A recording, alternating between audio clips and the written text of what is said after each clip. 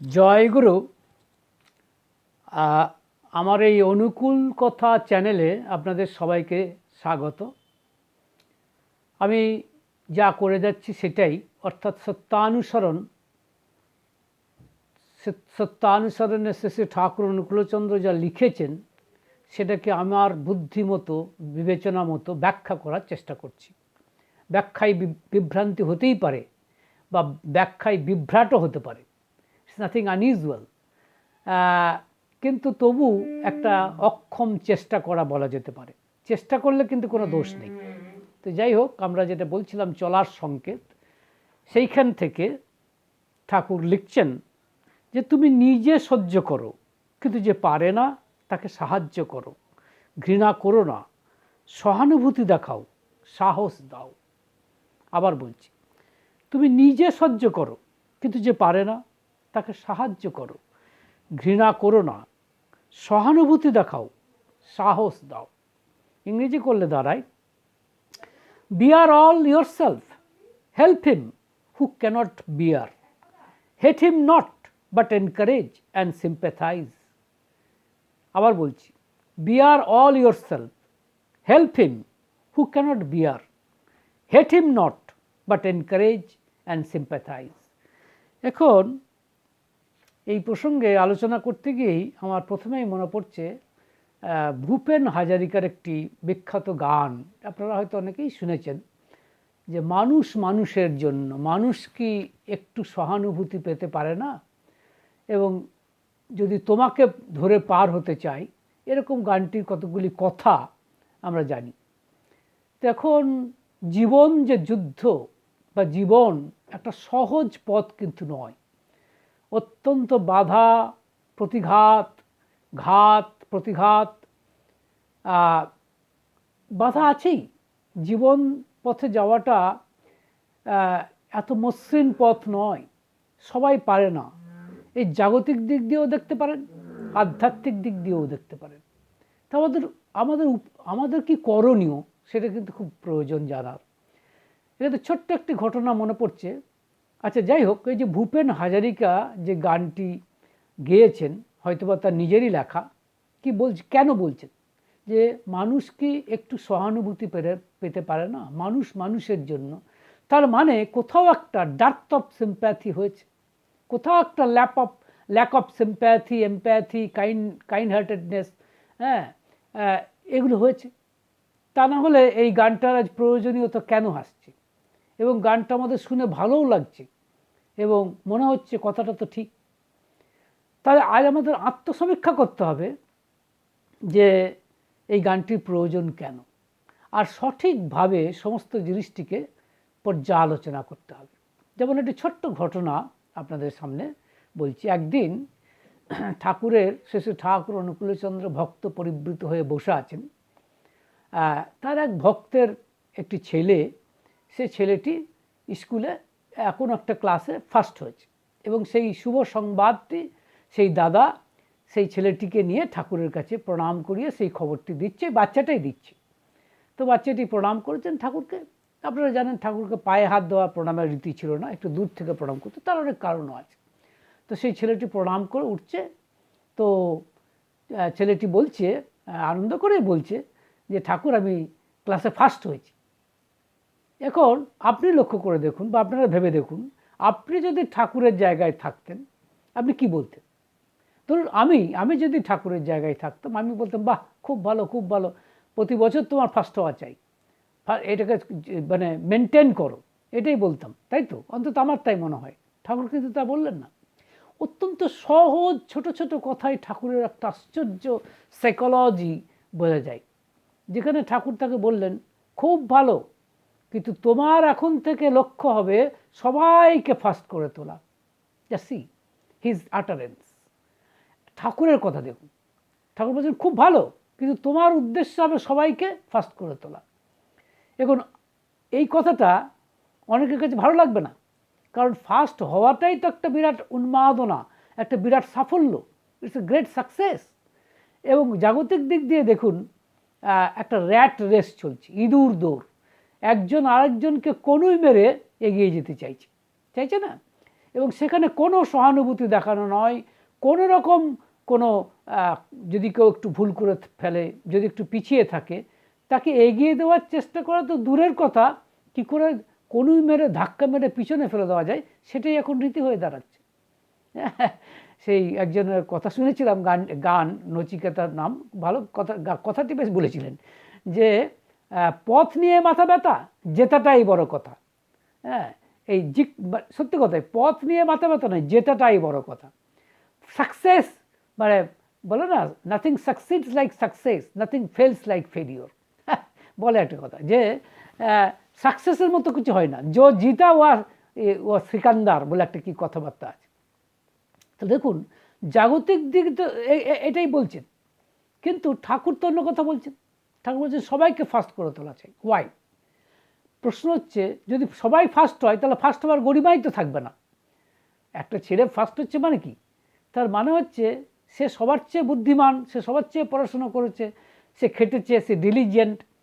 তো এটা ঠিক আছে, কিন্তু এর মধ্যে যে অহংকার চলে আসছে, এটা অভিপ্রেত নয়। This is not what is expected. তো এটাই ঠাকুর বলছেন। তাই সবাইকে নিয়ে চলার যে চেষ্টা, সেটাই আসল চেষ্টা।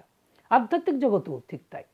আধ্যাত্মিক জগতের সব থেকে বড় কথা হচ্ছে আমাদের উদ্দেশ্যই হচ্ছে আপনার অমরত্ব লাভ করা, অমৃতত্বকে সাধন করা। এটা গীতার কথা। আসলে গীতা এত বেশি বা সারা পৃথিবীতে এটার এত বেশি কদর এই কারণেই, সে দুটো জিনিস ঘোষণা করে। সে বলে তুমি অমর, তুমি ছিলে, তুমি আছো, তুমি থাকবে। এই যে অমরত্বের কথা, ইট স্পিক্স অ্যাবাউট ইমমর্টালিটি। এই অমরত্বের কথা কিন্তু গীতা ঘোষণা করে যে তুমি অজর, তুমি অমর। আমাদের প্রার্থনা মন্ত্র যেটি শিশু ঠাকুর অনুকূলচন্দ্র আমাদের দিয়েছেন, সেখানেও আমাদের প্রতিদিন এটা বলতে হয়, আমি অজর, আমি অমর। দেখুন, মানে ওই যেটা বলেন আমরা, ন জায়তে ম্রিয়তে বা কদাচিন, ন্যায়ম ভূত্বা ভবিতা বা ভো, অজো নিত্য শাশ্বত অয়ং পুরাণ, ন হন্যতে হন্যমানে শরীরে। এর জন্ম নেই, মৃত্যু নেই, মানে অজ ছিল, eternal, something eternal, something permanent, it's not impermanent. এই যে কথাটা ভগবান শ্রীকৃষ্ণ গীতাতে বলছেন, তাহলে অমরত্ব লাভ। এখন এই অমরত্ব লাভ হবে কি করে, সে সম্পর্কে অনেক কথা বলেছেন। শিশু ঠাকুর অনুকূলচন্দ্র স্পষ্ট করে বলেছেন, বলছেন সহজ করে, যেটা আমরা বোধ করতে পারি। বলছেন স্মৃতিবাহী চেতনা যদি লাভ করা যায়, সে একরকম অমরত্ব লাভ করা। স্মৃতিবাহী চেতনা মানে মৃত্যুভেদী স্মৃতিবাহী চেতনা।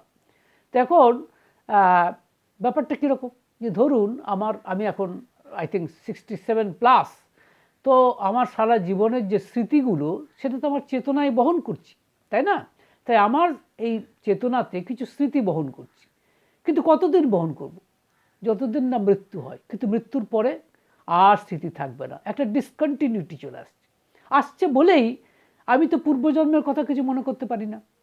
কিন্তু ঠাকুর বলছেন যদি মনে করা যেত, ইফ ইট ইজ পসিবল, হ্যাঁ, যদি হতো যে ডেথ পারভেডিং মেমোরি ক্যারিং কনসাসনেস, যদি মৃত্যুভেদী স্মৃতিবাহী চেতনা লাভ করা যেত, তাহলে মৃত্যুটা মৃত্যু নয়, তাই না? এই যেন শরীরটাকে মানে পুরনো শরীরটাকে পাল্টে ফেলে নতুন শরীর নেওয়া, কিন্তু সেই আমি সেই আমিই আছি, তাই না? এই কি চমৎকার করে কি একটা কি যেন আনন্দ আশ্রম, একটা সিনেমা দেখেছিলাম, সেখানে উত্তম কুমার সম্ভবত শর্মিলা ঠাকুর ছিলেন। সেখানে একটি গান হচ্ছিল যে পৃথিবী বদলে গেছে, মানে কত বদলে গেছে, তুমি আমি যা ছিলাম আজও আছি তেমনই আছি, এরকম একটি কথা। আমি সবটা মনে করতে পারছি না। তার মানে কি, আমি সেই I am present, I was there, I am here and I will be there. এই যে ব্যাপারটা, এই যে অমরত্ব লাভ, এটা স্মৃতিবাহী চেতনা লাভ করলে এটা সম্ভব। ঠাকুর বলছেন এটা সম্ভব, এবং ভগবান শ্রীকৃষ্ণ বলেছেন, বহুনি মে ব্যতীতানি জন্মানি তব চার্জুন, তন্নাহং বেদ সর্বাণি নতং বেত্থ পরন্তপ। তার মানে হচ্ছে, এটা মানে হচ্ছে যে many lives of you and as well as me have gone আর have passed, I know them all, but you do not, you know not. ও সায়ন, এই হচ্ছে ব্যাপারটা। সুতরাং কিন্তু ঠাকুর কি বলছেন, আমি এইটার সাথে কিভাবে রিলেট করছি দেখুন। ঠাকুর বলছেন স্মৃতিবাহী চেতনা কেবল আমার একার হয়ে তো লাভ নেই, সবার হতে হবে। ধরুন ঠাকুর ভারী চমৎকার একটা উদাহরণ দিচ্ছেন, কি চমৎকার উদাহরণ, এ বিট হিউমারাস অলসো। একটি লোক বলছেন এসেছে, সে বলছে যে ঠাকুর মনে পড়ে এর আগের জন্মে তুমি আর আমি এইখানে ছিলাম, এরকম কত ঠাট্টাই আর কি করেছি। তো এখন আমি যদি সেটা না মনে করতে পারি, সে যদি মনে করে, একজন মনে করতে পারছে পূর্বজন্মের কথা, আরেকজন পারছে না, তাহলে আনন্দটা কোথায়? তা ঠাকুর বলছেন সবাইকে নিয়ে চলার কথা, you'll have to go collectively. এবং এই যে কালেকটিভনেস, তো এখন প্রশ্ন হচ্ছে অনেকেই সহানুভূতিটা দেখাচ্ছে না কেন? তা দেখুন এখানেও কিন্তু ঠাকুর বলছেন আধ্যাত্মিক জগতেও কোনো র্যাট রেস চলবে না, কোনো ইঁদুর দৌড় চলবে না। যে পিছিয়ে আছে আপনাকে তাকে এগিয়ে নিয়ে যেতে হবে। আপনি যদি ভেবে থাকেন আপনি এগিয়ে যাবেন, আপনি ভগবানকে আগে পাবেন, it's a kind of selfish thinking. এটা এক ধরনের স্বার্থপর চিন্তা, এটা আধ্যাত্মিক জগতের স্থান নেই, তাহলে আপনি পিছিয়ে পড়বেন। সেই জন্যই ঠাকুর বলছেন সবাইকে নিয়ে চলতে, কালেকটিভ রেসপন্সিবিলিটি যদি বলেন, বা কালেকটিভলি চলতে হবে, আপনার একার নয়। কিন্তু কথা হচ্ছে এটা কে করতে পারে? এখন ধরুন এই যে সহানুভূতি দেখাও, সাহস দাও, সান্ত্বনা দাও, এটা কে করতে পারে? যে বলবান, যে শক্তিশালী। যে শক্তিশালী সেই একমাত্র বলতে পারে যে যে হ্যাঁ আপনাকে আরেকজনকে সে সাহস দিতে পারে, বল দিতে পারে। এখন এটা কার কাছ থেকে শিখবো? শিখবো ভগবানের কাছ থেকে। কারণ ভগবান শ্রীকৃষ্ণ সপ্তম অধ্যায়ের 11 নম্বর শ্লোকে বলছেন বলম বলবতম চাহম কাম রাগ বিবর্জিতম ধর্ম বিরুদ্ধ ভূতেষু কামস্মি ভরতর্ষভ। এর মানে হচ্ছে কি, যে of the strong I am the strength. যে বলবান তার শক্তিটা কিন্তু আমি। যে ধরুন বিরাট বড় ডাক্তার, সে যে বুদ্ধি দিয়ে ডাক্তারি করছে, প্রায় মরা মানুষকে বাঁচিয়ে দিচ্ছে, যে শক্তির বলে, যে বুদ্ধিমত্তার ফলে, তার ভান্ডার কোথায়? স্বয়ং ঈশ্বর। তাই বলছেন I am of the strong, of the strong I am the strength. এখন ডাক্তার যদি মনে করে যে আমি বাঁচাচ্ছি, then it is difficult. No, all the knowledge, যত মানে জ্ঞান আছে, যত শক্তি আছে, সব তার, সেই ঈশ্বরের। সুতরাং of the strong I am the strength. যারা বলবান আমি তাদের শক্তি, এই কথা কিন্তু তিনি বলছেন। Of course which is devoid of passion and attachment, যেটা যার মধ্যে কাম রাগ নেই, এটা বলছেন। And among the creature I am the desire, which is again যেটা বলছেন not contrary to righteousness O scion of Bharat dynasty. This is the talking of ইসি অফ লর্ড কৃষ্ণ। সুতরাং এই যে বলছে আমি সহানুভূতি দেখাবো না, যে বলছে আমি নিজে চলবো, যে বলছে আমি সাহস দেব না, কার শক্তিতে তুমি শক্তিমান? This is the question. কার শক্তিতে তুমি শক্তিমান? তো এখন কাজেই ভগবানের কথা চিন্তা করে আমাদের অন্যকে সাহায্য করতে হবে, সহযোগিতা করতে হবে, সাহস দিতে হবে। কিন্তু এমনও আছে যে এমন মানুষ প্রচুর আছেন যারা সহানুভূতি দেখান, যারা সান্ত্বনা দেন। হয়তো সংখ্যাটা কমে আসছে, কিন্তু নেই তা নয়। ইনফ্যাক্ট প্রত্যেকের ভিতরকার সত্তাই হচ্ছে অন্যকে সাহায্য করা। This is the nature of every being. কিন্তু আমরা সেটা ভুলে গেছি, প্রলেপ পড়ে গেছি, বলে পারছি না। তো যাই হোক, কিন্তু আবার এমনও আছে যে কিছু মানুষ আছে যিনি সহযোগিতা করেন, সাহায্য করেন, সহানুভূতি দেখান, কিন্তু যে সহানুভূতি নিচ্ছে সে মাঝে মাঝে অকৃতজ্ঞতা দেখিয়ে ফেলে। এরকম একটি ঘটনা, এবং সেটা ভুল, সেরকম একটি ঘটনা আপনাদের সামনে মানে বলতে চাইছি, যেটা মোটামুটিভাবে আপনার 1946 সালের ডিসেম্বর মাসে, তারিখটাও আপনাদের বলে দিচ্ছি, তারিখটা হচ্ছে আপনার আই থিঙ্ক 27 ডিসেম্বর। জনৈক রঞ্জন যার পুরো দাসকর্মা, তিনি ঠাকুরকে বলছেন কথা প্রসঙ্গে, ঠাকুরের একজন দীক্ষিত ভক্ত বলছেন, আমি পরে একবার কোট করছি, বলছেন আমার একজন বন্ধু নানা ব্যাপারে বিভিন্ন সময়ে আমাকে সাহায্য সহযোগিতা করেছে। তার একটা ব্যবহারে বিরক্ত হয়ে সেদিন তাকে বলেছি তোমার কোনো সাহায্য সহযোগিতা আমি চাই না। তারপর থেকে মনে হচ্ছে ওইভাবে কথাটা বলা ঠিক হয়। তার মানে কি, ওই ভদ্রলোক মানে রঞ্জন দাস শর্মা, সে কিন্তু কোনো একজন ব্যক্তির কাছে যিনি সহানুভূতিশীল, যিনি সাহায্য করেছেন, তাকে বিভিন্ন সময়ে সহানুভূতি দেখিয়েছেন, সহযোগিতা করেছেন, একটা বিশেষ ব্যাপারে তার কথায় রেগে গিয়ে তার প্রতি খারাপ ব্যবহার করেছেন, বলে ফেলেছেন আমি সাহায্য সহানুভূতি চাই না। এই প্রসঙ্গে ঠাকুরের উত্তরটা শুনুন, কি আশ্চর্য। ঠাকুর বলছেন, তোমার কোনো সাহায্য সহযোগিতা চাই না এ কথা কাউকে বলা চলে না, বিশেষত এতদিন যার দ্বারা উপকৃত হয়েছ তাকে তো নয়। সামান্য কারণে কৃতজ্ঞতা হারানো গুরুতর অপরাধ। তাছাড়া আমরা প্রত্যেকে ইন্টারডিপেন্ডেন্ট, পরস্পর নির্ভরশীল। ঠাকুর বলছেন, কার যে কখন কার সাহায্য সহযোগিতা অপরিহার্য হয়ে পড়বে তার কোনো ঠিক নাই। কাউকেও চাই না একথা বললে বলা চলে, ভগবানকেও চাই না। This is peculiar utterance of Shri Thakur Anukulchandra. বলছেন, কাউকেও চাই না একথা বললে বলা হয়, ভগবানকেও চাই না। আশ্চর্য। ওটা দেমাকের কথা, প্রায়ই ও কথা মিথ্যা প্রমাণিত হয়। মানুষ যখন অহংকারে কাউকে অবজ্ঞা করে দূরে ঠেলে দেয় বা পর করে দেয়, ভগবান তখন মুখ টিপে হাসেন। কি আশ্চর্য কথা। পরম পিতাকে না হলে যেমন মানুষের চলে না, মানুষকে না হলেও তেমনি মানুষের চলে না। আমরা সম্যক পরিশুদ্ধ নয়, তাই পরস্পরের দোষ হজম করে নিয়ে চলা লাগে। তোমার দোষ ত্রুটি যদি কেউ না সয় বয়, তাহলে তুমি দাঁড়াও কোথায়? এই হচ্ছে শ্রী ঠাকুর অনুকূলচন্দ্রের বক্তব্য। মানে অত্যন্ত জাগতিক কথা, কিন্তু কতখানি আধ্যাত্মিক কথা দেখুন। মানে আমি যদি বলি আমি অন্য কারো সহযোগিতা চাই না, এইগুলো আজকাল খুব চলে। কিন্তু I do not need any help from anybody, this is the utterance. এইসব খুব বলে আমি স্বাধীন, হ্যাঁ, আই এম ইন্ডিপেন্ডেন্ট। কে বলেছে তুই স্বাধীন? You are interrelated and interdependent, পরস্পর নির্ভরশীলতা। This is the utterance of Shri Thakur Anukulchandra. তাই আপনি কাউকে সাহায্য সহানুভূতি করবেন না, এটাও যেমন ভগবানের প্রতি বিরুদ্ধতা করা, তেমনি কেউ সাহায্য সহযোগিতা করলে আপনি চাইবেন না বা সেটা গ্রহণ করবেন না, দূরে সরে রাখবেন, এটা অহংকারের কথা।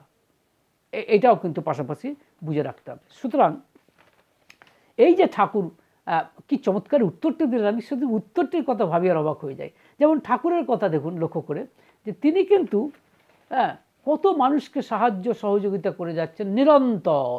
যেমন কত সাধারণ কথা বলছি আপনাদের, একজন খলিলুলদা, তার একজন ভক্ত, মুসলমান ভক্ত, তার শরীর খারাপ হয়েছে, ঠাকুর আশ্রমে রেখে তাকে নানান রকম আয়ুর্বেদিক মেডিসিন বা অন্যান্য মেডিসিন দিয়ে সারাচ্ছেন, সুস্থ করছেন। খানিকটা সে সুস্থ হয়েছে, হ্যাঁ। তো সেটা দেখে ঠাকুর কি চমৎকার আনন্দ পাচ্ছেন। এবং কেউ কেউ যখন বলছে খলিলুলদার শরীরটা একটু ভালো হয়েছে, তখন ঠাকুর বলছেন, বল তোরা এই কথা বল, আমার খুব ভালো লাগে শুনতে। যা চিন্তা করতে পারেন, কেন ইমাজিন। মানে তার কারণ তিনি সাহায্য করছেন, সহানুভূতি দেখাচ্ছেন এই খলিলুলদার প্রতি। এখন প্রশ্ন হচ্ছে, কেন আমরা সহানুভূতি দেখাতে চাই না, কেন অহংকার দেখাই না? কোথাও আমাদের মনে হয় যে এ ক্ষুদ্র, আমার চেয়ে লো, হ্যাঁ, আমি যদি ওর চেয়ে এক পা উপরে উঠতে পারি বা এক হাত উপরে উঠতে পারি, তাহলে সমাজে আমার মান যশ ইত্যাদি ট্যাটাস, সকল ট্যাটাস, আজকাল বলে না ট্যাটাস, হ্যাঁ, এগুলো থাকবে। আজকাল খুব কথায় বলে আপনার লোকাস্ট্যান্ডাই কি বা আপনার ট্যাটাস কি, হু আর ইউ, হ্যাঁ, এইসব কথাবার্তা বলে। তো এখন এই মান যশ এর বড় কাঙাল লোকে কিন্তু, বুঝলেন তো। তো যাই হোক, এইটা মানে আমি একটু উঁচুতে থাকতে চাই। এই যে উঁচুতে থাকতে চাই, তার মানে আরেকজনকে ক্ষুদ্র বলে ভাবছি। কিন্তু কাকে ক্ষুদ্র বলে ভাববো? যাকে ক্ষুদ্র বলে ভাবছি তার মধ্যেও বৃহৎ আছে। সবাই ঈশ্বরের সৃষ্টি, সেই একই বহু হয়েছেন। একজন শরৎ দাস জিজ্ঞেস করছেন, একং বহুশ্যাম বলার কথা আছে, মানে একই বহু হয়েছেন। তো ঠাকুর বলছেন, হ্যাঁ, একই বহুতে ব্যপ্ত হয়েছেন, তবে হ্যাঁ বিশিষ্টতা আছে, কিন্তু এটাও ঠিক ঐক্যও আছে। কেন? যাকে আমি, রবীন্দ্রনাথ বলছেন, যারে তুমি নিচে ফেলো সে তোমার পশ্চাতে টানিছে। কারণ তুমি মনে করছো এ ক্ষুদ্র, এ অতি সাধারণ, এ আর কি করবে, এটা একে দাবিয়ে চলতে হবে। আর সবাইকে সবসময় প্রশ্রয় দেওয়া ঠিক হবে না। মানে এই জন্য প্রশ্রয় দেওয়া হয়ে যাচ্ছে, হ্যাঁ। মানে কীরকম অহংকার দেখুন। প্রশ্রয় দিলে আর কি নিজেকে আর মানে বড় করা যাবে না। আমি সামান such and such, very difficult. সুতরাং একে বেশি প্রশ্রয় দেওয়া যাবে না। এই যে অ্যাটিচিউড, কাকে আপনি যাকে ক্ষুদ্র বলে মনে করছেন সে কিন্তু ক্ষুদ্র নয়, তার মধ্যে বৃহতের সব কিছু আছে। এরকম একটি ঘটনা আপনাদের সামনে বলি, এটা আপনার আলোচনা প্রসঙ্গে 13 নম্বর খণ্ডে পেয়ে যাবেন। যেখানে একদিন কেষ্টদা হ্যাঁ, কৃষ্ণপ্রসন্ন ভট্টাচার্য অত্যন্ত ভাস্টলি লার্নেড পার্সন। তিনি একদিন রাত্রেবেলায় আকাশের দিকে তাকিয়ে বলছেন, হ্যাঁ, গ্রহ নক্ষত্রের কথা যখন চিন্তা করা যায় তখন মনে হয় আমাদের এই পৃথিবী কতটুকু, আর তার মধ্যে সাধারণ একটি ব্যক্তি সেই বাকি। বিশ্ব ব্রহ্মাণ্ডের পরিপ্রেক্ষিতে, অনন্তকালের পরিপ্রেক্ষিতে চিন্তা করলে আমাদের অহমিকা শতই খর্ব হয়ে আসে। এটা বলছেন কে? কেষ্টদা, শ্রী ঠাকুর অনুকূলচন্দ্র একজন বিশিষ্ট ভক্ত। তখন তার উত্তরে ঠাকুর, এটা ঘটনা কিন্তু, যখন আমরা আকাশের দিকে তাকাই, এত গ্রহ নক্ষত্র, যখন আমরা বুঝি বা জানতে পেরেছি যে ওই একটি আকাশের একটি গ্রহ নক্ষত্রে পৃথিবী, কোনো কোনো গ্রহ নক্ষত্র পৃথিবীর চেয়ে কত কত গুণ বেশি, আর আমি পৃথিবীর মতো একটা ছোট্ট গ্রহ, তার মধ্যে একটা ছোট্ট সাবকন্টিনেন্ট, তার মধ্যে একটা ছোট্ট শহর, তার মধ্যে একটি ছোট্ট পাড়া, তার মধ্যে আমি একজন, আর অনন্তকালের পরিপ্রেক্ষিতে, অনন্ত ব্রহ্মাণ্ডের পরিপ্রেক্ষিতে আমি যেন এক চরম ক্ষুদ্র একটি সত্তা, কিন্তু তার মধ্যেও বৃহতের সন্ধান আছে। হতাশ হবার কিছু নেই। এই উত্তরে ঠাকুর কি বলছেন দেখুন, বা উত্তর তো নয়, কৃষ্ণদার যে এই কথা, তার পরিপ্রেক্ষিতে ঠাকুর বলছেন, সাধারণ মানুষ যতই ক্ষুদ্র হোক তার মধ্যেও রয়েছে বিরাটের প্রতিচ্ছবি। See, here lies the difference between, ঠাকুরের speciality, here lies the speciality of ঠাকুর। কারণ আমরা বারবার মনে হতে পারে যে এই কেষ্টদার কথাটা তো ঠিক, এবং সত্যিই আমরা তাই মনে করি, এর বিরুদ্ধে কি বলা যেতে পারে, এবং তাই, কিন্তু ঠাকুর কি বলছেন দেখুন। ঠাকুর বলছেন যে সাধারণ মানুষ যতই ক্ষুদ্র হোক তার মধ্যেও রয়েছে বিরাটের প্রতিচ্ছবি। তাই সে জানতে পারে, বুঝতে পারে, উপভোগ করতে পারে সব কিছু। ওই যে বলে, যা আছে পিণ্ডে তা আছে ব্রহ্মাণ্ডে, ও বড় জবর কথা। ক্ষুদ্রের মধ্যেও বিরাট আছেন, বিরাটের মধ্যেও ক্ষুদ্র আছেন, এই দুই নিয়েই লীলা। This is the utterance of Shri Thakur Anukulchandra.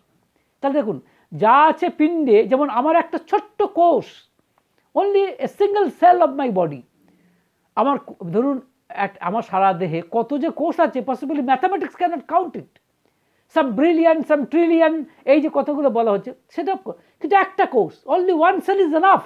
এই সেলের মধ্যে সব কিছু রয়েছে বলেই আপনারা আজকাল যে ডলি বলে শুনেছিলেন, এই ক্লোনিংয়ের কথা, একটা সেল থেকে সব, এত বড় একটা সব তৈরি হয়ে যেতে পারে। So everything is incorporated within the cell. Cell তো দূরের কথা, উইদিন ইভেন অ্যান অ্যাটম, একটা অ্যাটম, তার মধ্যে একটা বিশ্ব ব্রহ্মাণ্ড চলছে। এটাকে বলে ম্যাক্রোকসম আর মাইক্রোকসম। এর একটা অদ্ভুত তত্ত্ব কিন্তু। ম্যাক্রোকসম কোনটি? ওই যে আকাশ, গ্রহ, তারা, নক্ষত্র, এটা হচ্ছে ম্যাক্রোকসম।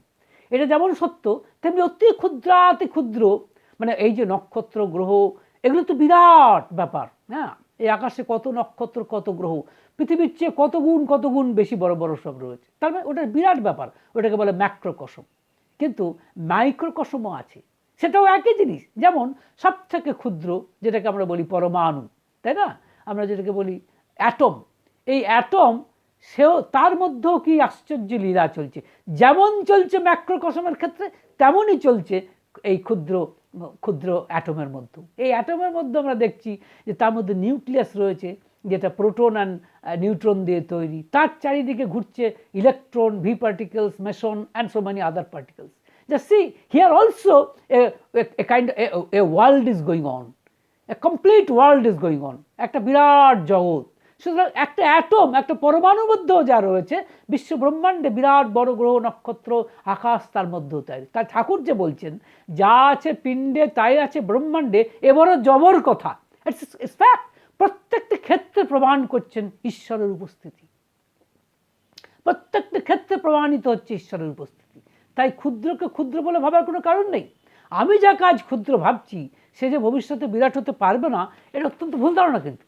এই ঠিক, এবং সব, তার মানে কি, এই যেটাকে ক্ষুদ্র বলছি, ম্যাক্রোকসম আর মাইক্রোকসম আর এসেন্সিয়ালি সেম, আসলে কিন্তু একই সব কিছুর মধ্যেই। কিন্তু আবার সব কিছু, যেমন গ্রহ, নক্ষত্র, সব কিছুর মধ্যে বলে ক্যাওয়াস চলছে, কিন্তু ক্যাওয়াসের মধ্যে আছে কসমস। তেমনই এই মাইক্রোকসম আর ম্যাক্রোকসম, সেখানেও ক্যাওয়াস আছে, কিন্তু within that cosmos is also there. So there is every, প্রত্যেকটি জায়গাতে এভিডেন্স রয়েছে the presence of the Almighty, ভগবানের উপস্থিতি প্রত্যেকটি জায়গাতে। তাই ভগবানকে অস্বীকার করা, যারা ভগবানের প্রতি রাস্তায় যায়, তারা কিন্তু এটাই ভাবে যস্তু সর্বাণি ভূতানি আত্মন্যেবানুপশ্যতে সর্বভূতেষু চ আত্মানম তত ন বিজুগুপ্সতে। মানে he who sees everybody within himself and sees himself within everybody, he cannot hate anybody. মানে যিনি সবার মধ্যে নিজেকে দেখেন আর নিজের মধ্যে সবাইকে দেখেন, তিনি কাউকেই ঘৃণা করতে পারেন না।